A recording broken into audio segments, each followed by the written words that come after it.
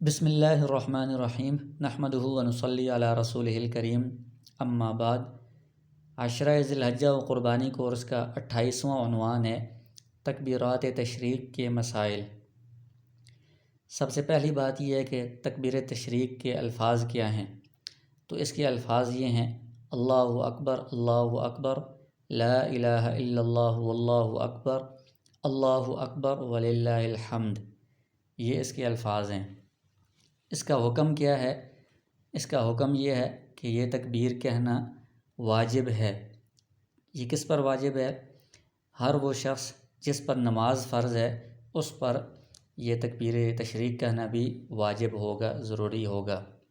لہٰذا کوئی شخص اکیلے نماز پڑھ رہا ہے یا جماعت کے ساتھ نماز پڑھ رہا ہے، امام ہے یا مقتدی ہے، مرد ہے یا عورت ہے، مقیم ہے یا مسافر ہے، شہر والا ہے یا دیہات والا ہے، یہ جتنے بھی ہیں ان سب پر نماز فرض ہے، تو لہٰذا ان سب پر تکبیر تشریق کہنا بھی واجب ہوگا، ضروری ہوگا۔ اور یہ کب تکبیر تشریق کہنا واجب ہے، ضروری ہے؟ تو یہ 9 ذی الحجہ کی فجر کی نماز سے لے کر 13 ذی الحجہ کی عصر کی نماز تک ہر فرض نماز کے بعد یہ تکبیر کہنا واجب ہے، ضروری ہے۔ جتنے لوگوں کا ذکر ہوا ہے کہ منفرد ہے یا جماعت میں شریک ہے، مرد، عورت، مقیم، مسافر، جتنے بھی ہیں، وہ سارے 9 ذی الحجہ کی فجر کی نماز سے لے کر 13 ذی الحجہ کی عصر کی نماز تک جتنی نمازیں آ رہی ہیں، ہر نماز کے بعد فرض جو ہیں ان کے بعد یہ تکبیر کہنا ان سب پر واجب ہے، ضروری ہے۔ تو یہ کل کتنی نمازیں بنتی ہیں؟ 9 ذی الحجہ کا دن فجر سے ہے تو 5 نمازیں یہ ہیں، پھر 10 ذی الحجہ کے دن کی 5 نمازیں ہیں،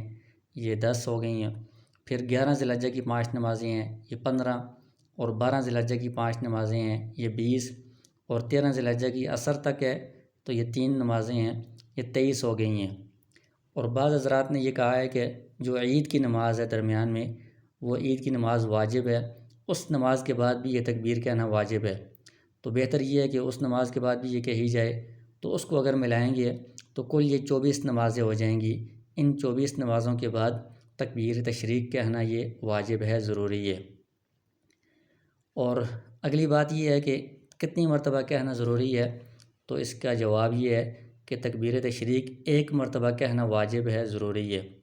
بعض لوگوں میں یہ مشہور ہے کہ 3 مرتبہ کہنا ضروری ہے، یہ بات درست نہیں ہے۔ اگر 3 مرتبہ کو لازم سمجھا جائے گا تو یہ بات ناجائز ہو جائے گی، درست نہیں ہوگی، 1 مرتبہ لازم ہے۔ اور کچھ مزید اس میں مسائل ہیں کہ ایک شخص جماعت میں بعد میں آ کر شریک ہوا ہے، جس کو مسبوق کہا جاتا ہے، کہ اس کی امام کے پیچھے 1 2 3 رکعتیں رہ گئی ہیں،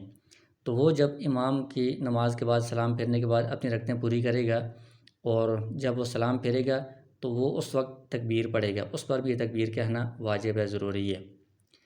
اور اگر جماعت کی نماز ہے تو نماز کے بعد امام بھی کہے گا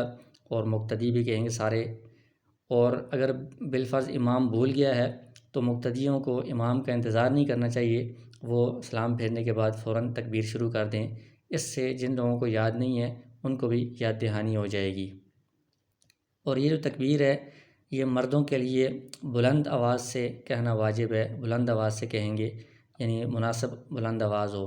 اور جو خواتین ہیں ان کے لیے آہستہ آواز سے کہنا ہے کہ وہ آہستہ آواز سے کہیں گی۔ اور اگر کوئی شخص ایسا ہے کہ نماز کے بعد فوراً اس نے تکبیر نہیں کہی، یعنی اس کو یاد نہیں رہا، بھول گیا ہے، تو اگر کچھ دیر گزرنے کے بعد اس کو یاد آیا، تو اگر اس نے کوئی ایسا کام نہیں کیا جس سے نماز ٹوٹ جاتی ہے، نماز کے منافی کام، یعنی وہ اسی جگہ پر بیٹھا ہوا ہے، اٹھ کر دائیں بائیں نہیں گیا، اس نے اپنا سینہ قبلے سے نہیں پھیرا، کوئی بات نہیں کی، تو اس صورت میں وہ اسی وقت تکبیر کہہ سکتا ہے، اس کی تکبیر ادا ہو جائے گی، درست ہو جائے گی۔ لیکن اگر کسی نے نماز کے منافی کوئی کام کر لیا ہے، یعنی وہ اس جگہ سے، نماز والی جگہ سے اٹھ کر دائیں بائیں چلا گیا ہے، یا اس نے کوئی بات چیت کر لی ہے، یا قبلے سے رخ پھیر لیا ہے، تو اب وہ تکبیر نہیں کہہ سکتا،